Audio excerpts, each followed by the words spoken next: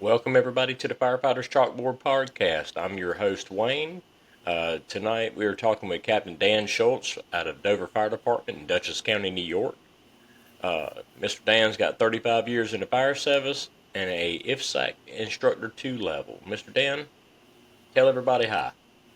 Howdy. All right, Mr. So give us all a little bit of story about you. Tell us your background, things like that. Kind of introduce us to the world of Mr. Schultz. Oh boy. Like a couple of your guests and yourself, I joined the fire department when I was 16. Nothing else to do in a small town up here in New York. Um, Loved it. That was 1990. So I was in 10th grade in high school, I think. Um, then in 11th grade, I went and got my EMT. Did that. Graduated in 93. And in 1994, I started commercial EMS in the city of Yonkers for Empress Ambulance. Did 7 years down there and still in the fire department and just fell in love with it. In 2001, I got hired by the city of Poughkeepsie as a 911 dispatcher, where I am there still. A couple years left. I'm the senior dispatcher, so it's good stuff. Good deal. Good deal. Uh, a lot of different hats to wear, a lot of Yeah, different knowledge gained throughout a career. So yeah, yeah. you got a lot of you got a lot of stuff to bring to the table when you come into conversations with the newer Try people to. and everything else. Yeah, yeah. Um, so when did you know you were ready to become an instructor in the fire service? I thought about this question because I heard you ask it to some of your past guests, and I don't know if I really have a good answer for that. I will tell you, I still don't think I'm a good instructor, but I do good. Um, I do my best. I try my hardest. I take care of the students that need to be taken care of. I was a training officer in my old fire department for a couple of years. Came to my new fire department. Was a training officer here now for 5 years. And I would go out to our county training center and be a helper for some of the instructors and just help them with live fire skills. And eventually it kind of evolved into taking on a station and teaching that. I got my instructor one, got my instructor two, interviewed with the state for a state fire instructor job, didn't get it the first time. A year later, I interviewed again, got it again. Got it that time. So Good deal. I still don't think I'm ready, but I'm winging it and doing my best. And being successful at the same time. I mean, I seem to be doing all right. Yeah.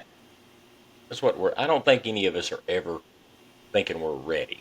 Um, Right. but when I asked the question, it's more of when did you start getting the urge of, hey, maybe I want to try this. Hmm. Kind of try to see how it works. And just different times for a lot of different people. I mean, I know like in our department where we are, it's a requirement. It's a prereq to be able to promote. To promote, in order to Right. become a lieutenant, you've got to have a basic of instructor one, Yep. and because who does really do training in the fire service? I said it last show with Mr. Calvin, and I say it all the time when I'm speaking at engagements and stuff. And the company officer and the senior firemen are the true trainers of the fire service. Right. Instructors, we get that good foundational learning, give them some solid, something solid to start with, so they can go out in the street and get the rest of the work done with the guys. Um, so, what do you feel is the most important thing for an instructor to remember?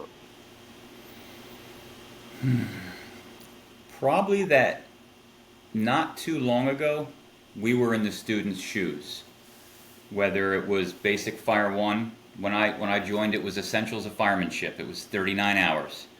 Um, our benefit in the 90s is we went to an awful lot of fires, so we were learning on the job as we went. And we had guys in the department that were in the 70s and the 80s who went to way more fires than we did. So we had that benefit. Now we don't have the benefit of going to so many fires, so we try to make up for that in school.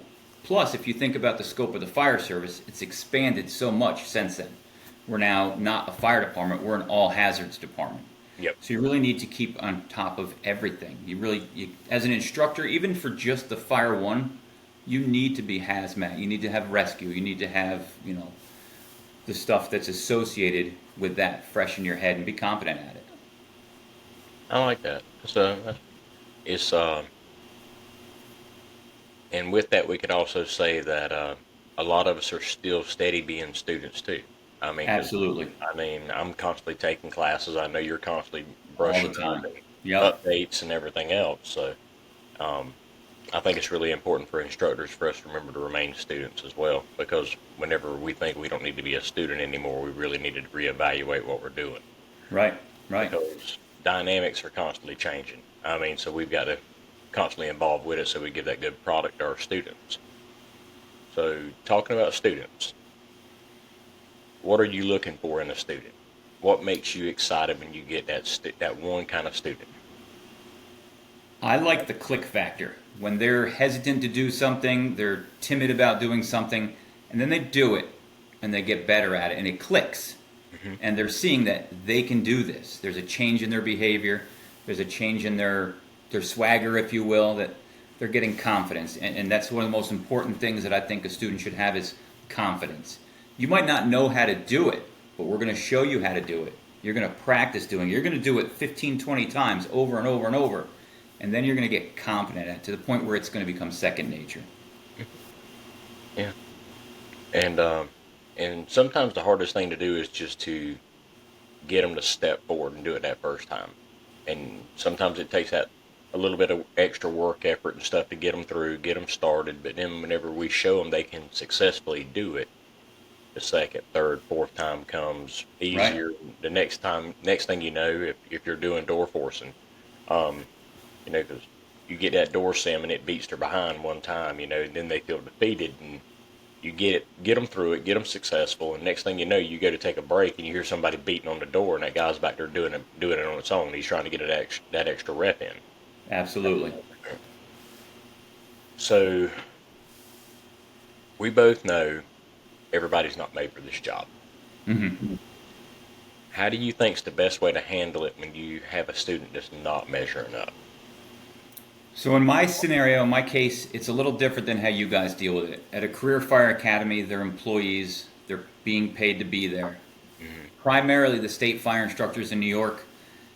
There are career academy instructors. There are paid fire department, career fire department instructors. We deal primarily with the volunteers. Hmm. So they're there on their own accord. We know, like you said, this job's not for everybody, but probably unfortunately, the volunteer fire service is for everybody. So we have to be very cautious how we approach that. And we have steps that the state has laid out. We keep a log of all of our activities. If there's any problems with the students, it's all documented. We are overseen by, it's called a fire protection specialist from State Fire. So if Hmm. I have a problem, I'm emailing them, I'm calling them. I said, look, we're going to get this on the radar. I don't think this one's going to work out. I'll reach out to their chief, say, hey, try to work with them on this, try to work with them on that. We give them every benefit of the doubt, every opportunity to succeed. Sure. But at the end of the day, if it's not for them, we try to make it their decision. We'll give them some options. Maybe in New York, we're broken up. Fire One's two halves. It's basic exterior firefighter operations and then SCBA interior. So if they're not someone that can wear a mask, we'll steer them towards the exterior firefighter. Perfect opportunity maybe to get them in a driver operator thing. Absolutely. It might Yeah, be a 'cause it's really pretty good. much the prerequisite for every other class. Not so much if you just want to drive, you have to take emergency vehicle operator, then pump op or aerial op. But it is the basis for everything, and it's a lot of scene safety stuff. It's just the bread and butter of being on a fire ground, keeping them safe. Okay. Yeah, I mean, we do volunteer recruit schools too. We run our volunteer program just like our career. I mean, as far as course load, because we want everything to be equal across the board. I mean, what's good Right. for the goose is good for the gander. We modify the schedules and stuff because that way it helps with a volunteer schedule, with their work schedule. We mainly do their classes at nights and every other weekends and things like that. And some of the cadre we have work extremely well with the volunteers, helping them be successful and push forward. And you're right. I mean, the fire academy has the parameters that are set that we have to follow, and you know sometimes it's just being honest, and sometimes that honest conversation can actually spark them or make them. If it's something they really do want to do, then that's when they start asking, "Hey, can I get some extra help?" Things like that. Right. It's hard to have those conversations, but sometimes being honest with it, can actually make a bad situation turn around and be good. Right. Um, so, with us being instructors, how do you, or not how do you feel, but what do you think is one of the most important things we can instill in our students? Confidence. Give them that confidence that they can do this. When I took Essentials in 91, I was very timid. I didn't know a whole lot. I wasn't confident in myself, my own abilities. And as time progressed, I became more and more confident. And sometimes I get called cocky, but it's not. It's confidence. I try to stay humble. One of my mentors, um, his motto is "Do good and stay humble," and I try to live by that, especially on the fire ground. There's a time for diplomacy. There's a time for let's get it done. We'll explain it afterwards on a fire. Yep. You know, there's no democracy on a fire scene. They say you're going to listen to your officer. You're going to do what you're told, and then we'll deal with it after if you disagree or you have a better option. But confidence in a recruit or a student is key, and just being open to learn. You know, you guys in your shoes, you get students, recruits from all over the country with all sorts of different backgrounds. You know, they may have retired from a big city fire department and gone through your department. They may be coming from a small volunteer department. They've got bad habits already ingrained, and we do the same thing. When we pick up a student that's taking like an auxiliary class, a basic vehicle rescue, if it's an updated curriculum, they've taken the old one, well, it's changed a little. Modern vehicles, new technology, new tools. So they have to be open. And I don't like well, we do it this way. That's cool. You can do it that way when you get back, but I want to show you this way. Because someday when your way doesn't work, maybe you'll be like, let me try this. Yep. Because like you talking about, where we live is where a lot of people go to retire. I mean, there's a ton of I people. can't wait. Yeah, you can't wait, right? I got a spot on the rig already. Nice. But like, we had a guy that retired from FDNY. Super, super good guy. He actually, when he went to retire, he had finished out as a chief's aide, and he was on the truck his whole career until he became a chief aide. And he'd come back through, and he run the whole 15-week rookie school with everybody. Just kind of sat back, kept his mouth shut, done what everybody said to do. I mean, this is a guy that had a full career in one of the biggest departments in the country. Right. The biggest department in the country, and he just kept his nose clean, come into work, kind of everything. But the funniest thing about it is, like you say, they different things they bring from each other. Whenever we got on a roof simulator, ours is on a 12-2 pitch, and he said, "You guys are crazy. Yeah. Roofs are supposed to be flat. We're not getting on this pitch thing. I'm not Right. getting up." Yeah, I mean, and I just get, and every time he would come back to the training center, and he would just look at that thing. That was his kryptonite. And I said, "Come on, you were a truckie." He said, "Yeah, flat." They don't do pitched roofs. Nope.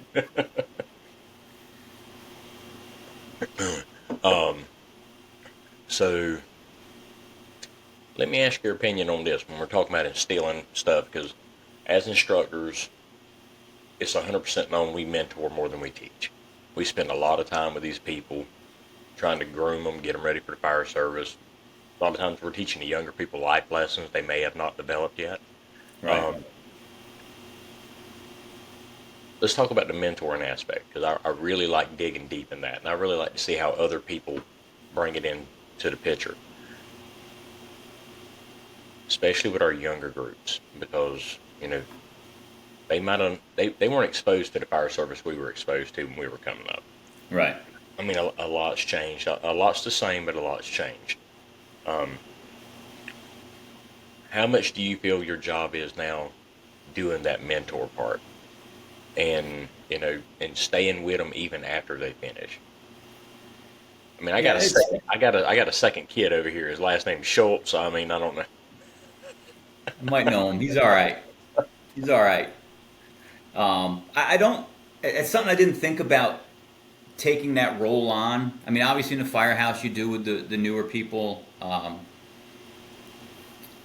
I've been in a pretty long time, and I think of my mentors, and I've got a handful that have really impacted me big time. But it was later in my career. In the early days, I don't really think I consider them mentors. It's just guys I was learning from. But on the instructor side, to be a mentor is to try to walk people through problems, walk students through struggles. But what I really enjoy, and that's where I see it, is after the class. When they come to me, say, hey, I'm going to apply for this job. Can I use you as a reference? I'm thinking of doing this. What's your opinion? And people, past students and current students, that they reach out to me. I had a kid call me tonight about a really, probably a life-changing question of what I thought about it. And I was all for it because I think it's a great idea, and he's a good kid. So it's important to be that mentor, but sometimes it happens accidentally, if that makes sense. It You does. don't realize you're their mentor until they come to you. And then you're like, whoa, all right, this is serious stuff. And, you just got to take care of them the best you can. Yeah, I mean, but think about it how we look at it is if that person's coming to us and it's like makes us take a step back. Now, how much of an impact did I have on this person for them to openly come to me with this? Right. And then, it questions you, how many more people have I done this to or had this impact? And then Mm-hmm. it kind of, it actually, um, I call it fire instructor crack because whenever you find one or two you making impacts on, and that's just like, let me get some more, let me get some more. I mean, Right. because we get hungry for it, and it's Yeah, and you it's ride not. that high. Yeah, I mean, and it's not a notch on the wall or a mark or something like that. It's just we strive to make an impact. We want to do good and see our work. And when we see the benefits of all the sweat and everything we put into it, we want more of it. We want to get more of it because we understand the end role is that if I make an impact on one person, that one person might touch 30 people tomorrow. So Right. if I make an impact on 30 people, how many people is it going to touch? So the work I'm doing is magnified. So it makes you want to do more and try to invest more in people and stuff. Sure. Yeah, it Um, feels good to do good. oh, absolutely. Absolutely. I mean, this job pays dividends on more things than monetary. Always has, always will. Right. But it's what you make of it. And Yeah. the more you invest into it, the more it will pay you. Yep. Just the friends alone that I've made, the acquaintances, the people I've met along the way. When I had National Fire Radio come down to my basement shop and do the podcast years ago when they first started, I have all sorts of fire memorabilia and old helmets, tools, this and that. And Jeremy asked me, he says, "So what's your most special thing in this shop?" And I said, "The pictures. I got pictures of all my classes, pictures of my friends at classes, pictures of us at fires. As you can see behind me on the wall here, I got pictures of my son. The Horry County guys will know I got the two Andrews at our last fire together hanging up. So the pictures mean a lot because this is not going to be here forever. Like we talked in the pre-show, time is marching on fast. I mean, I still consider my son to be the little toddler in the house playing Thomas the Tank Engine, and he's on shift right now at Station 2 down there. So Yep. time flies. Oh, yeah. And we've only got so much time to make an impact. And Right. And on the volunteer side, the numbers are dwindling big time. So our classes, we're struggling to fill some classes. We've canceled classes, and the diehards that keep coming to those classes, they've gotten pretty much the circuit. So they'll start coming back for more because they like the way we teach. They like to be with us, they like to learn from us. And it's the natural progression like we took. Maybe they want to be that instructor in 5 years and take our spot. yeah, I mean, I put a post on the Facebook page yesterday. I was sitting in the back of class.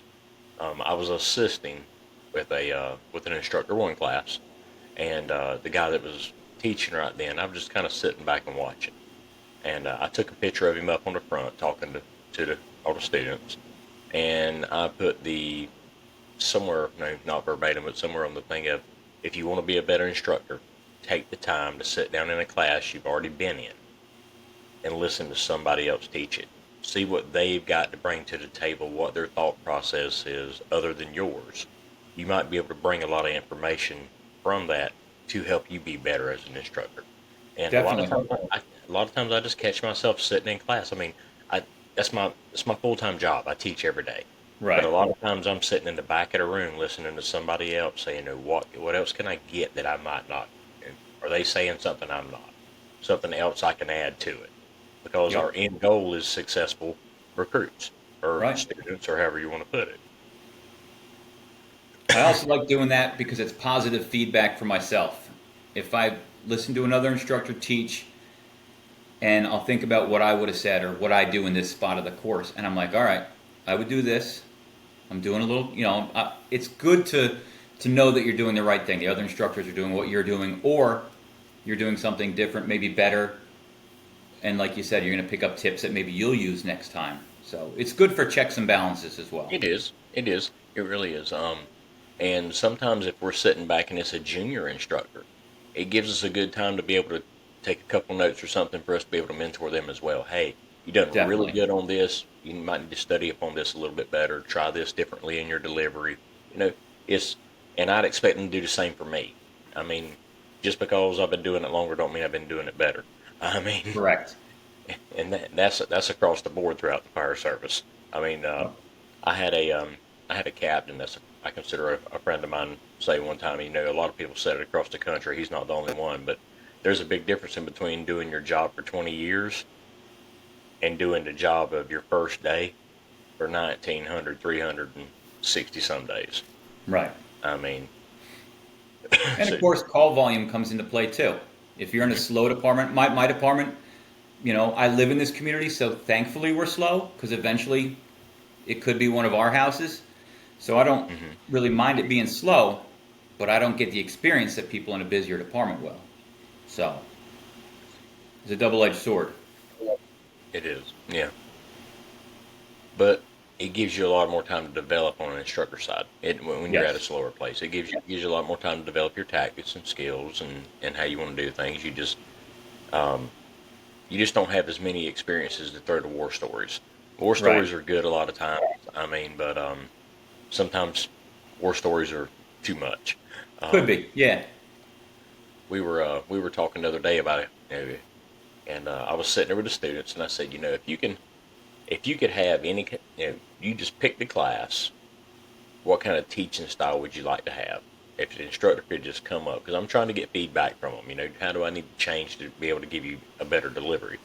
And one of the kids is like, man, if we could just find some way for you to hold an iPad and see what you need to on your lesson plans or whatever, and let's just sit out on the front bumper of the rig and just do it outside and get out of this classroom setting. Or either have Yeah. kind of make it like an environment so we're sitting at the kitchen table doing this instead of.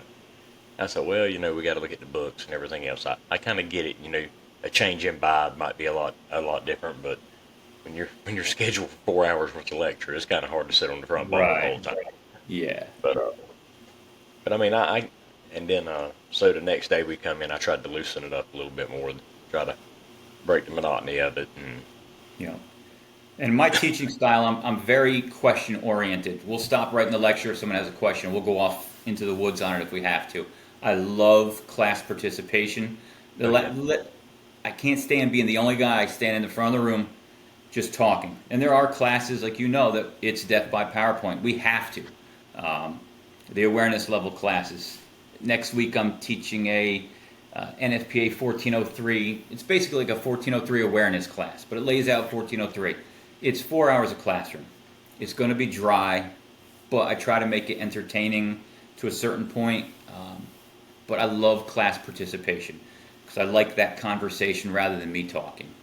oh yeah. That's one of the things I tell everybody right out the gate is I'm like, look, the more you talk back, the better this is going to be. If you just sit here and everybody stare at me, we're going to have a long day. I mean, let's have some conversations about this stuff, Right. and I tend to get a lot more feedback when we start getting into instructor one, officer one. We start getting those higher level classes, and it's not a bunch of people just trying to learn the very beginning. People that's been in the street a little while, they they want that interaction too. Right. They want to have the conversations and stuff. Some of them might go down a rabbit hole. I mean, but we'll dig ourselves out of it. I mean, anytime we've got feedback coming back and that good conversation, I think it's a win. So, what are the future goals for Mr. Dan? Future goals. Keep teaching like I'm doing. I've been teaching pretty good. It's our busy season right now. We kind of tail off in the summer, pick it up again in the fall, and lay off in the winter. Winter is when we do our classroom, lecture classes. We're doing, right now I'm working the SCBA portion of the Firefighter 1, then another Firefighter 1 starting. I'm doing a trench rescue awareness class in a different county. So I'm hitting the classes pretty good, teaching those, which I enjoy. I have some training coming up. Just going to keep hammering away. Working a lot of overtime, trying to get my numbers good for retirement. So that's the priority right now. Yeah. There's last quarters count for sure. Oh yeah. Yep. Um, so this is going to be a tough one. When you decide to retire, what do you want the stories of Dan to be? I better decide soon, huh? There's going to be all sorts of stories. Like I have this little sign that says, "They don't like you, but they still find time to watch you." So I keep that at my desk. So, there's people that have all sorts of different opinions. I just want people to know that I love the fire service more than anything, really. It's been good to me. It's had its ups and downs. Some of those are my own fault, obviously, Mm-hmm. but that I made an impact, and I love the students and I love the fire service most. That's good. I mean, that's like I was talking to Mr. Calvin the other night. You talk about a guy that's got over 50 years in the fire service, and he said, "I just want people to remember I love teaching. I love being around people because the one thing as instructors we get to do that a lot of people don't realize is the networking we get to do." Right. You mentioned it earlier about all the people you get to meet and stuff, and I'm getting super stoked up. I'm getting to go to Atlanta in a couple weeks and get to meet a lot of different people there. We got the state fire conference coming up here in June. Uh, that's going to be a good fun time. But just the people we meet. That's like if I've got a question about any kind of technical stuff, get on the phone and call you. Anybody else I've met across, because we're all doing the same things. We just all specialize in things differently. Or Right. maybe I've come across something you're just starting to deal with. Going, how'd you deal with 38 recruits at one time? My Yeah. first answer is going to be, it ain't easy. Um, No. lots of coffee. Um, but it's just building those relationships with other instructors and stuff, and you come to find out we kind of hold tight to each other. I mean, we really do. Definitely. Um, so you got the open floor, open mic. Here's your chance to give all the students across the country some words of wisdom, and also for the people that are becoming instructors or are new to the game, give them that 30 years worth of wisdom right now. Oh boy. Okay. First, get out of your own zip code to train. Whether you're in a county-based system, you have a county training center, it's good to go there as often as you can.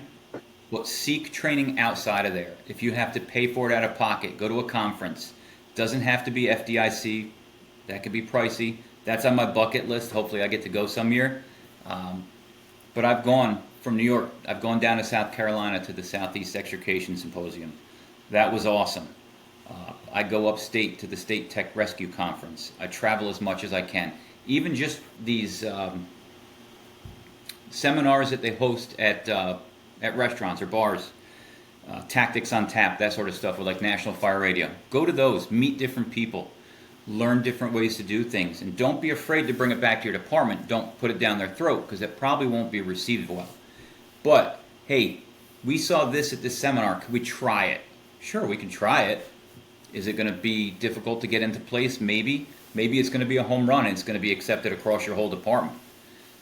So don't be afraid to stay home. Go elsewhere. There's a ton of good instructors. There's a ton of great instructors out there. Take every chance you have to go see them. It's great to see the big names. It's cool, the fire service celebrities. But there's a lot of homegrown fire instructors that have experience, that have a lot of stuff to tell. I like And don't that. be afraid. Get in there. Get your hands dirty. Oh When yeah. it comes time to do your skill, be the first one. Because the bar is set low. You can't really mess it up. Be first. Yeah, because I mean, and the biggest thing I could add to anybody is don't be scared to fail. We're training. If you Right. take down the word fail and break it down, it means first attempt in learning. Yep. Um, None of us got it right to start off with, and none of us were pipe swingers when we come out of a program. We all had to take time and learn, and we had really good mentors that helped lead us through the way to make us what we are today. And some of us still rely on those mentors heavily. I know I do. I speak to Me one of my too. mentors at least twice a week, and he'll text. He waits till about 12:30 at night to text. I mean, but like his clock's messed up with old age or something. But you know, reach out for those mentors. If one's not coming to you, seek them. Find somebody to help Right. steer you along the way.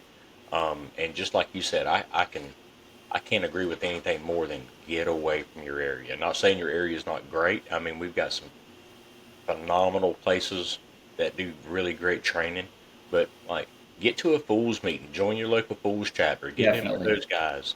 Um, like you said, get out of your zip code. It can benefit things more ways. You can get exposed to some training you don't normally see at home, and it might wake you up and say, "Hey, things ain't so bad here." You might go somewhere else and say, things are pretty good at the house. Yeah. I mean, so I mean, just give yourself plenty of opportunities.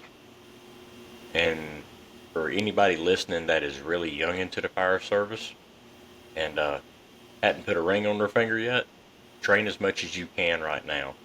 Um, we never stop learning, we never stop training, but while you have the opportunity, if you're still single, make the most benefits you can out of that gaining knowledge in the fire service because, our fire chief will tell everyone at every graduation, you were sitting there when Andrew graduated, and the first thing that comes out of the chief's mouth is your family comes first.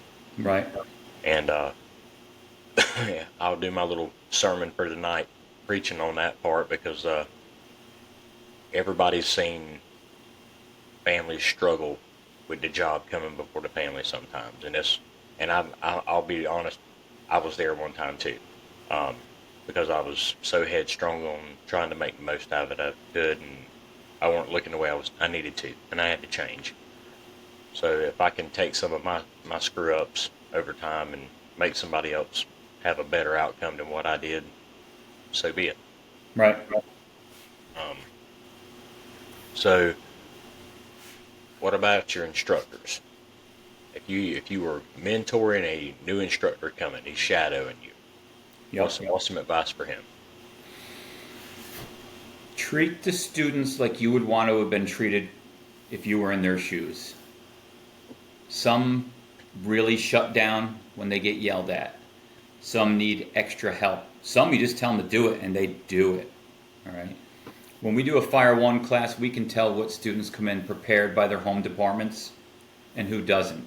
So it's nice to have those guys that are proficient already because it makes us look great. But it's when you can get those slower students that don't quite grasp it to become proficient, I think that's when you've really done your job Hmm. to make a success story out of it. Yeah, I would have to agree because when you working and working and working, and a lot of times we're at the point of where we're frustrated sometimes, and it's just human nature. I mean, Mm-hmm. one of the biggest things I can tell somebody is learn patience because you've got to learn to be patient. Yeah. But whenever we're working with that person, is trying your patience over and over, and then you finally see that light bulb go off, and they've got it. It's like, what just happened? I That's mean, the click factor. Yeah, yeah, I absolutely. mean, it's there. It just clicks. But yeah, trying to figure how to tie this all the way, and I think you did at the very end of it there. I mean, just really kind of just invest, telling the guys to invest in your students, make sure everything.